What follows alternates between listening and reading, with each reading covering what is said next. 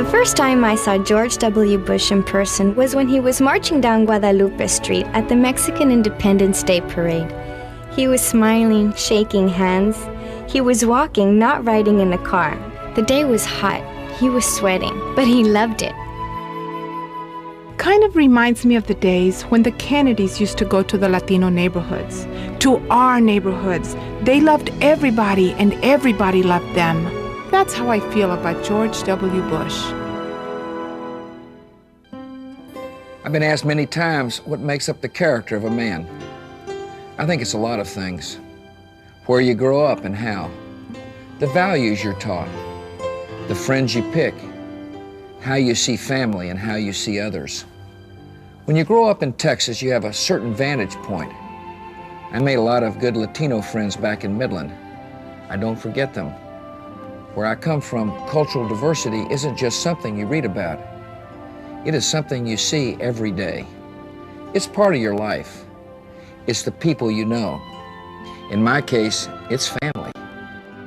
I'm a young Latino in the U.S. and very proud of my bloodline. In many ways, I'm like any other American. I believe in opportunity, a level playing field for everyone, and the achievement of the American dream. I have an uncle that is running for president because he believes in the same thing.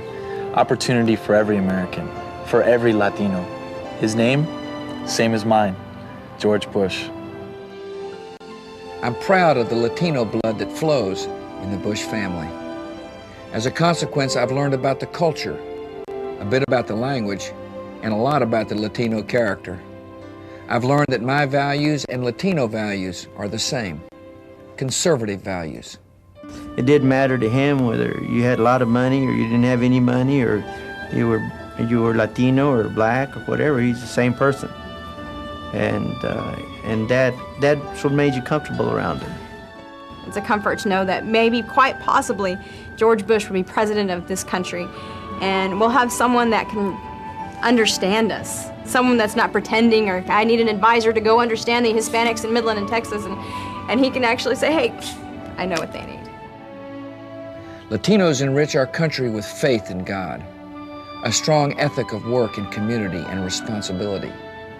We can all learn from the strength, solidarity, and values of Latinos. Latinos come to the U.S. to seek the same dreams that have inspired millions of others. They want a better life for their children. Family values do not stop at the Rio Grande River. When you really get down to it, we're all immigrants. This country continually reinvents itself with new generations of immigrants, and each generation enriches America. The opportunity to achieve the American dream, that's what it's all about. But when you talk about the American dream and opportunity, it implies a level playing field for everyone. And it isn't always that way. Latinos and African Americans many times get the short end of the stick. Sometimes the discrimination is obvious. Other times it's so subtle, you can miss it if you're not watching. But my friends tell me this, if you're on the receiving end of it, you feel it. You know, there was a lot of immigration bashing.